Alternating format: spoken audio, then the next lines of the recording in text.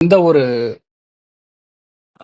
நாள்ல பொதுவா யாருக்கு எக்ஸலன்ட்டா இருக்கு அப்படின்னு சொன்னோம்னா, இன்றைய நாள் வந்து முதலாவதாக கடக ராசி, விருச்சிக ராசி, மீன ராசி நண்பர்களுக்கு நன்றாக இருக்கிறது.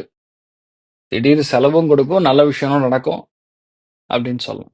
யாருக்கெல்லாம் எடுத்த எல்லா காரியங்களிலும் மிகப்பெரிய வெற்றி, திருப்தி, சந்தோஷம், லாபம் எல்லாம் கூடிய நாளாக இருக்கப்படுது அப்படின்னு சொன்னோம்னா, நம்பர் 1 மகரம் தாங்க.